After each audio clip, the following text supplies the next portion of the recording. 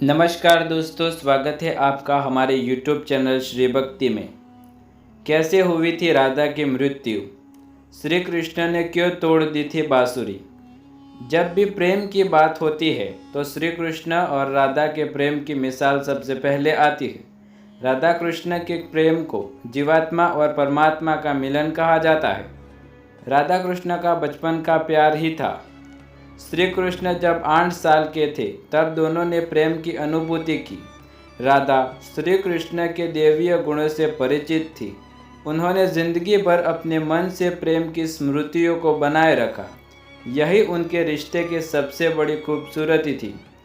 कहा जाता है कि श्री कृष्ण को केवल 2 ही चीज़ों से सबसे ज़्यादा प्रिय थी। ये 2 चीज़ें भी आपस में एक दूसरे से गहराई से जुड़ी हुई थी, बांसुरी और राधा। कृष्ण की बांसुरी की धुन ही जिससे राधा कृष्ण की तरफ खींची चली गई। राधा की वजह से कृष्ण बांसुरी को हमेशा अपने पास ही रखते थे। भले ही श्री कृष्ण और राधा का मिलन नहीं हो सका, लेकिन उनकी बांसुरी उन्हें हमेशा एक सूत्र में बांधे रही। श्री कृष्ण के जितने भी चरित्र मिलते हैं उनमें बांसुरी रहती है।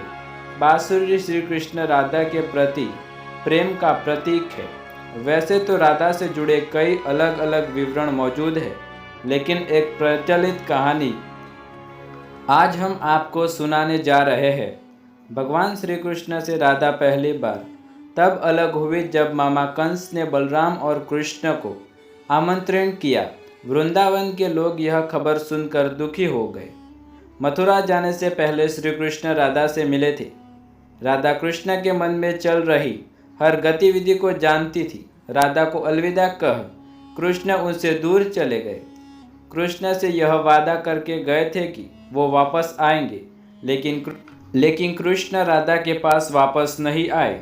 उनकी शादी भी रुक्मणी से हुई। रुक्मणी ने भी श्री कृष्ण को पाने के लिए बहुत जतन किए थे।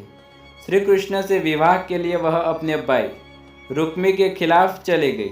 राधा की तरह वह भी श्री कृष्ण से प्यार करती थी। रुक्मणी ने श्री कृष्ण को एक प्रेम पत्र भी भेजा था कि वह आकर उन्हें अपने साथ ले जाए। इसके बाद ही श्री कृष्ण रुक्मणी के पास गए और उनसे शादी कर ली। कृष्ण के वृंदावन छोड़ने के बाद से ही राधा का वर्णन बहुत कम हो गया। राधा और कृष्ण जब आखिरी बार मिले थे तो राधा ने कृष्ण से कहा था कि भले ही वो उनसे दूर जा रहे हैं, लेकिन मन से कृष्ण हमेशा उनके साथ ही रहेंगे। इसके बाद कृष्ण मथुरा गए और कंस और बाकी राक्षसों को मारने का अपना काम पूरा किया। इसके बाद प्रजा की रक्षा के लिए कृष्ण द्वारका चले गए और द्वारकाधीश के नाम से लोकप्रिय हो गए। जब कृष्ण वृंदावन से निकल गए तब राधा की जिंदगी अलग ही मोड़ ले आई थी। राधा की शादी एक यादव से हो गई थी। राधा ने अपने दाम्पत्य जीवन की सारी रस्में निभाई और बूढ़ी हुई, लेकिन उनका मन तब भी कृष्ण के लिए समर्पित था। राधा ने पत्नी के तौर पर अपने सारे कर्तव्य पूरे किए। दूसरी तरफ श्री कृष्ण ने अपने दैवीय कर्तव्य निभाए। सारे कर्तव्यों से मुक्त होने के बाद राधा आखिरी बार अपने प्रियतम कृष्ण से मिलने गई। जब वह द्वारका पहुंची तो उन्होंने कृष्ण की रुक्मणी और सत्यभामा से विवाह के बारे में सुना, लेकिन वह दुखी नहीं हुई। जब कृष्ण ने राधा को देखा तो बहुत प्रसन्न हुए। दोनों संकेतों की भाषा में एक दूसरे से काफ़ी देर तक बातें करते रहे। राधा जी को कान्हा की नगरी द्वारका में कोई नहीं पहचानता था। राधा के अनुरोध पर कृष्ण ने उन्हें महल में एक देविका के रूप में नियुक्त किया। राधा दिन भर महल में रहती और महल से जुड़े कार्य देखती। मौका मिलने पर वह श्री कृष्ण के दर्शन कर लेती थी, लेकिन महल में राधा ने श्री कृष्ण के साथ पहले की तरह आध्यात्मिक जुड़ाव महसूस नहीं कर पाई। इसलिए राधा ने महल से दूर जाने का तय किया।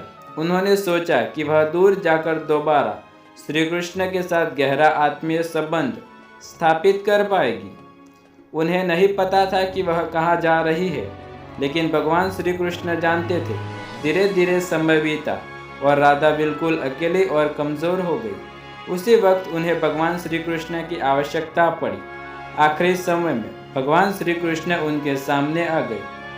कृष्ण ने राधा से कहा कि वह उनसे कुछ मांगे, लेकिन राधा ने मना कर दिया। कृष्ण के दोबारा अनुरोध करने पर राधा ने कहा कि वह आखिरी बार उन्हें बांसुरी बजाते देखना चाहती है। श्री कृष्ण ने बांसुरी ली और बेहद सुरीली धुन में बजाने लगे। श्री कृष्ण ने दिन रात बांसुरी बजाई, जब तक राधा आध्यात्मिक रूप से कृष्ण में विलीन नहीं हो गई। बांसुरी की धुन सुनते सुनते राधा ने अपने शरीर का त्याग कर दिया। हालांकि भगवान श्री कृष्ण जानते थे कि उनका प्रेम अमर है, बावजूद वे राधा की मृत्यु को बर्दाश्त नहीं कर सके।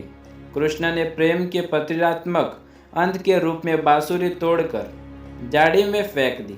उसके बाद से श्री कृष्ण ने जीवन भर बांसुरी या कोई अन्य वादक यंत्र नहीं बजाया। कहा जाता है कि जब द्वापर युग में नारायण ने श्री कृष्ण का जन्म लिया था, तब माँ लक्ष्मी ने राधा रानी के रूप में जन्म लिया था, ताकि मृत्यु लोक में भी वो साथ ही रह सके।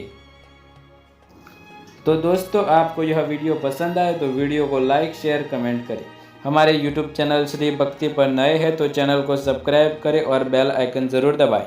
ऐसे ही वीडियो देखने के लिए हमारे साथ जुड़े रहें। धन्यवाद।